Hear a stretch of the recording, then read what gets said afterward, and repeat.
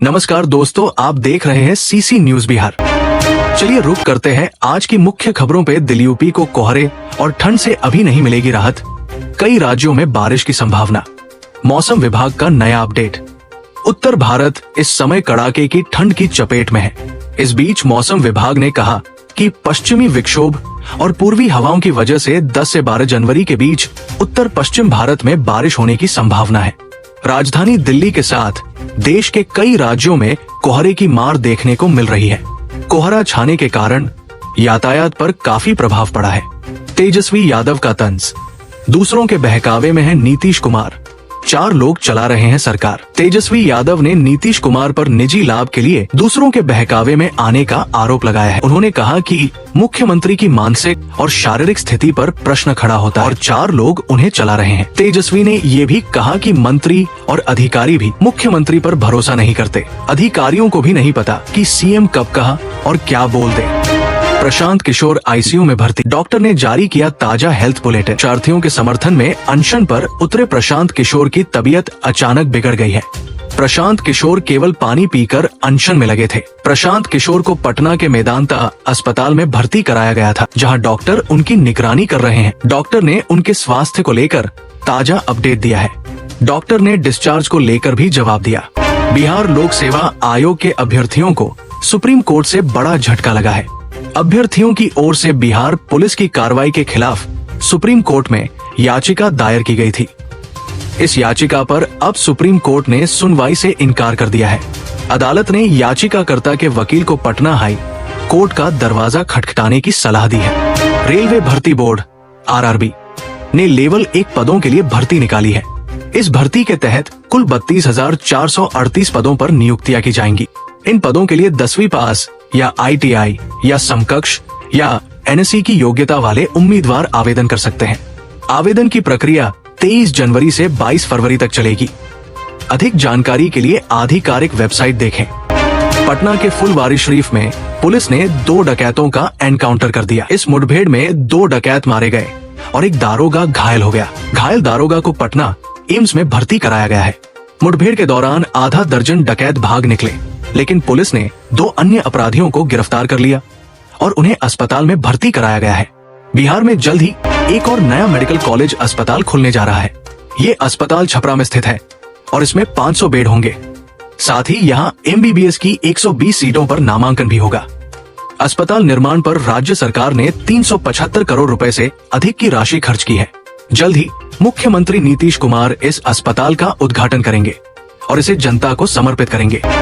तिब्बत में 7.1 तीव्रता के भूकंप ने टिंगरी गांव में भारी तबाही मचाई, जो माउंट एवरेस्ट के करीब है। इसमें कमोबेश 100 लोगों की मौत हो गई और 1000 घर ध्वस्त हो गए। 7000 की आबादी वाले इस क्षेत्र में 3 घंटे में 50 आफ्टरशॉक्स महसूस किए गए, जिसमें कई की तीव्रता 4.4 दर्ज की गई। रेस्क्यू ऑपरेशन जारी है। बिहार में अभी 2 से 4 डिग्री तक गिरेगा पारा। बुधवार को ऑरेंज के साथ येलो अलर्ट जारी। बिहार वेदर। बुधवार की सुबह भी पटना समेत पूरे प्रदेश में घना कोहरा छाया रहेगा, जिससे क्षैतिज दृश्यता 150 से 200 मीटर रह सकती है।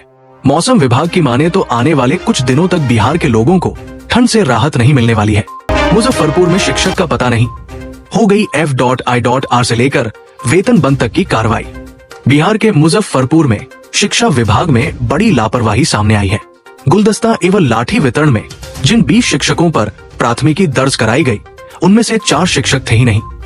यही नहीं, जो 4 शिक्षक थे ही नहीं, उनका वेतन भी बंद करने का आदेश जारी कर दिया गया। जांच में मामला सामने आने के बाद अब खलबली मची है। सीएम नीतीश कुमार की बदली पसंद। मनीष वर्मा देखते रह गए, ललन बने बिहार विधान परिषद प्रत्याशी। बिहार चुनाव से पहले आरजेडी नेता तेजस्वी यादव ने किया वादा, कहा हर घर 200 यूनिट बिजली फ्री और बुजुर्गों को देंगे 1500 रुपए। गया एयरपोर्ट से कस्टम ने थाईलैंड की महिला के पास से 10 करोड़ की कीमत का गांजा बरामद किया है। 10 दिन पहले इसी एयरपोर्ट से 8 करोड़ से ज्यादा की कीमत का गांजा कस्टम विभाग ने जब्त किया था। मेरा नाम पवन वर्मा है। आप लोग से मैं ज्यादातर तो परिचित हूँ और जिन लोग से नहीं मिला हूँ, अभी हम प्रशांत जी से मिल के आ रहे हैं और उनकी कंडीशन स्थायी है पर अभी भी चिंताजनक है। डॉक्टर शंकर हमारे साथ रविशंकर जी बैठे हैं, वो आपको और विस्तार में बताएंगे। वो आईसीयू में हैं और अपना अनशन न तोड़ने पर अटल है। हम पार्टी से जुड़े होने के बाद के अलावा सीनियर हैं, उनसे हमने आग्रह किया उनसे कि वो अपना अनशन अब तोड़े, और उसके कारण भी हमने बताए। हमने कहा आपका जो मुहिम है आपकी, वो बिहार में एक बुनियादी परिवर्तन लाने की है, जिसमें युवाओं का जो मसला है, जो उनके साथ खिलवाड़ हो रहा है आज, वो भी एक बहुत बड़ा मसला है। पर बहुत से और बुनियादी बदलाव लाने की जरूरत है, और ये लड़ाई लंबी है और आपको उसके लिए ऊर्जा चाहिए। तो आप अगर अनशन पे रहेंगे, कुछ खाएंगे नहीं, आज 5वां दिन हो चुका है, आप आईसीयू में हैं, तो आग्रह हमने किया वो अभी अपना निर्णय बदलने को तैयार नहीं है। हमने उनको बधाई भी दी कि जिस एकाग्रता से, जिस त्याग से, जिस साहस से, जिस निष्ठा से उन्होंने युवाओं के हित में मुख्य धारा में लाए हैं, वो बिहार में ही नहीं पूरे देश में जो उनके साथ हुआ है, उसके लिए हमने उनको बधाई दी। और खास तौर पे हमने उनको बधाई इस बात पे दी कि जब आपको बेल मिली, और वो कंडीशनल बेल थी, तो आपने उसको ना करा, क्योंकि विरोध करना संवैधानिक ढंग से, शांतिपूर्ण ढंग से, ये तो हमारा एक हर नागरिक का अधिकार है। और बेल मिलने के बाद भी वो आप अनशन पर बैठे। तो इसलिए हमने कहा कि अभी आपको ये लड़ाई और लंबी लड़नी है। युवा तो आपके साथ हैं, क्योंकि आपकी जो ट्रांसपेरेंसी से आपने उनकी तरफ जो कमिटमेंट दिखाया वो साबित है। पर साथ में ये भी आग्रह किया कि वो अपना अनशन तोड़े। मैं एक बात और आखिर में कहना चाहता हूँ, और वो ये है कि देखिए, मैं नीतीश कुमार जी से बहुत लंबे समय तक जुड़ा रहा। जब मैंने भारतीय विदेश सेवा से त्यागपत्र दिया तो मैं उन्हीं के साथ जुड़ा था, उनका सलाहकार भी बना था, और मेरा निजी उनके साथ रिश्ता जो भी हो। पर मैं ये टिप्पणी जरूर करना चाहता हूं कि मुख्यमंत्री 5 अभ्यर्थियों से, युवाओं से मिलने से इनकार करें, उनको सुनवाई ना दें, वो एक ऐसी प्रशासनिक असंवेदनशीलता का प्रमाण देता है जो मैं समझता हूं सरासर गलत है। और मैं उसकी आलोचना करता हूं। मैं ज्यादा राजनीति पर निजी आरोप किसी पर नहीं लगाता हूं, ना पहले लगाता था ना अब।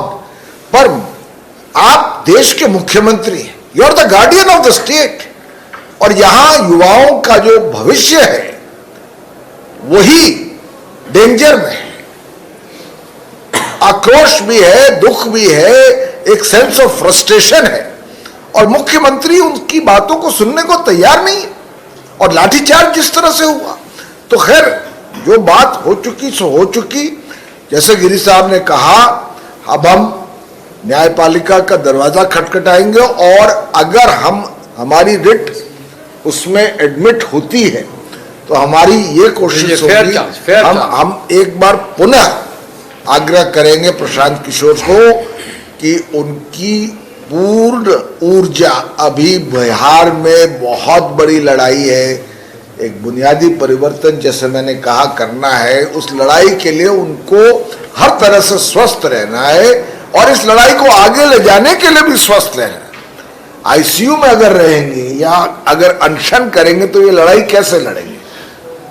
वो बड़े जिद्दी आदमी है, मैं उनको बहुत दिन से जानता हूं, मान नहीं रहे, पर मनवाना मेरा काम है बिहार के हित में, बिहार के युवाओं के हित में। अब देखते हैं वो क्या निर्णय लेते हैं। पर अपनी तरफ से गिरी साहब ने और हमने जो उनसे कहना था कह दिया, और आप लोग को उनकी स्थिति पर अवगत करनी है। धन्यवाद। आगे चीज़ें कॉम्प्लिकेट हो सकती हैं, आगे क्या होगा ये तो कहना मुश्किल होगा, बट आगे चीज़ें कॉम्प्लिकेट हो सकती हैं। अनशन जब जारी रहेगा तो शरीर में कीटोन बॉडीज़ बनती हैं जिनसे ब्रेन पे इफेक्ट होता है, तो ये सब चीज़ें आगे हो सकती हैं। हम लोग उनको इंसिस्ट कर रहे हैं कि वो अपना खाना लेना शुरू कर दें, बट अगेन पॉलिटिकल डिसीजन है उनका, तो वो उसको कंटिन्यू कर रहे हैं। अभी स्थिति उनकी सामान्य है, हम लोग मैनेज कर रहे हैं, इसको रखें ऑब्जर्वेशन के लिए। आईवी के थ्रू उनको हम लोग न्यूट्रिशन या बाकी सब चीज़ें दवाइयाँ सब दे रहे हैं, तो स्थिति अभी ठीक है, मैनेज किया जा रहा है। बट हम लोग बार बार उनको इंसिस्ट कर रहे हैं कि भाई आप खाना शुरू कर दें ताकि हमारा काम आसान हो जाए, otherwise will maintain on IV. Test reports आ गए? टेस्ट रिपोर्ट्स या क्या कुछ है? उसके लिए थोड़ा सा चिंताजनक इन सेंस, देखिए अगर चीज़ें कंटिन्यू हो रही हैं तो वो जब तक, कल हम लोग रिस्पॉन्ड करेंगे कि जो दवाइयाँ हमने शुरू करी है टेस्ट के बाद में, they will start responding. We hope that they start responding and he should be okay.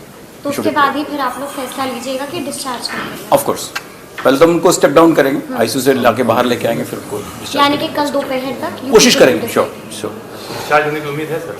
अभी तो डिस्चार्ज करने की बात नहीं कर रहे हैं हम लोग, अभी तो वो आईसीयू में ही है। हाँ। मैं वाईवी गिरी जनसुराज से जुड़े हुए हैं, हमारे अध्यक्ष हैं, हमारे किशोर जी हैं, पवन वर्मा जी फॉर्मर एम्बेसडर और फॉर्मर मेंबर ऑफ राज्यसभा और देश के जाने माने विद्वान में इनका स्थान है। ये आए और प्रशांत जी को देखे और प्रशांत जी को कुछ सलाह दिया इन्होंने जो बिहार के इंटरेस्ट में है, इसके लिए हम ये धन्यवाद के पात्र हैं। जहाँ तक मेरा सवाल है, मैं कल से जब बेल का आर्गुमेंट हो रहा था, मैं आर्गुमेंट कर रहा था, वहीं मैंने उनसे कहा था कि यदि जेल जा रहे हैं, आपको कंडीशन एक्सेप्ट नहीं हो रहे हैं, तो जेल जा रहे हैं तो कम से कम जेल में अनशन तोड़ दीजिए। हमारा कहने का मतलब ये था कि बिहार को एक मजबूत प्रशांत किशोर की आवश्यकता है, स्वस्थ प्रशांत किशोर की आवश्यकता है। बिहार में जो पिछड़ापन को दूर करने के लिए, शिक्षा को आगे बढ़ाने के लिए हम तो कहेंगे कि हमारे विद्यार्थी और अभ्यर्थी जितने हैं, जिनके लिए वो अनशन पर बैठे हुए हैं और अब इस स्थिति में आ गए हैं कि उनकी तबीयत ठीक नहीं है, मैं उनसे भी अनुरोध करूंगा कि वो लोग प्रशांत जी को इंसिस्ट करें कि वो अपना अनशन तोड़ दें। और फिर लड़ाई बहुत लंबी है, फिर कुछ दिन के बाद जब वो ठीक हो जाए, लड़ाई का अंत नहीं है, फिर शुरू किया जाएगा। और कुछ लड़के, आप लोग बता दो, कुछ लड़के लोग और कुछ विद्यार्थी और हमारे कुछ जनसरोजी भाई सब लोग चाहते हैं कि जब कार्यपालिका, 3 विंग होता है, लेजिस्लेचर, कार्यपालिका और न्यायपालिका, तो इसमें लेजिस्लेचर का इशू नहीं है, लेकिन इस सिचुएशन को कार्यपालिका कंप्लीटली फेल, मैलाफाइडली फेल हो गई है और चाहती है कि फिजल आउट करा दिया जाए। अब सिचुएशन ये आ गया है कि हम लोग न्यायपालिका का दरवाज़ा खटखटाएं कि न्यायपालिका सर्वोपरि है, एग्जीक्यूटिव भी उसके आंसरेबल है। और कुछ लड़के संयोग से जो अभ्यर्थी हैं वो हम लोगों के पास आए हैं, कल भी आए, आज भी आए, और हम लोग विचार कर रहे हैं बहुत शीघ्र इस इशू को सुप्रीम हाईकोर्ट में, पटना हाईकोर्ट में ले जाएंगे। और मुझे पूरी उम्मीद है कि जिस तरह का इलीगलिटी कमिट हुआ है, जिस तरह से अनफेयर मीन्स इस्तेमाल हुआ है और जो सरकार का और पब्लिक सर्विस कमीशन का रवैया रहा है, इसमें हाईकोर्ट मन अंदाज हम करते हैं अपने अनुभव के आधार पर हाईकोर्ट इसमें इंटरफेयर करेगा। तो हम अब प्रशांत जी से कहना चाहते हैं, निवेदन करना चाहते हैं, आग्रह करना चाहते हैं कि जब हम जुडिशरी का दरवाज़ा नॉक करने जा रहे हैं तो उनको जुडिशरी के आउटकम तक इंतजार करना चाहिए और अपना वचन तोड़ के बिहार के विकास में सहयोग करना चाहिए। गिरी साहब, एक सवाल ये भी है कि आज जो है बीपीएससी अभ्यर्थियों को डबल झटका बैक टू बैक मिला है। पहला, सुप्रीम कोर्ट ने सुनवाई करने से इनकार कर दिया, और दूसरा, प्रशांत की तबीयत अचानक और भी ज्यादा बिगड़ गई है। अब क्या होगा? मैं सुप्रीम कोर्ट में एक लॉ फॉर्म गया था, वो कोई फुलिश आइडिया था। डायरेक्ट सुप्रीम कोर्ट कोई रिट पिटीशन इंटरटेन नॉर्मली नहीं करता है। आपको पहले हाई कोर्ट में जाना है, हाई कोर्ट का जजमेंट से आपको यदि संतुष्ट नहीं है तब आप सुप्रीम कोर्ट जाइए। सुप्रीम कोर्ट रिफ्यूज रहे, कोई मेरिट पर नहीं रिजेक्ट किया है। सुप्रीम कोर्ट ने कहा है कि आप डायरेक्टली क्यों चले आए, और आप जाइए पहले हाई कोर्ट में जाइए और हाई कोर्ट से फैसला लीजिए। हो सकता है कि आपको न्याय हाई कोर्ट में ही मिल जाए, तो क्यों सुप्रीम कोर्ट चले आए हैं। इसलिए ऑर्डिनरीली रिट पिटिशंस आर्टिकल 32 में जो डायरेक्ट सुप्रीम कोर्ट होता है इंटरटेन नहीं करता है, एक्सेप्ट बिरले।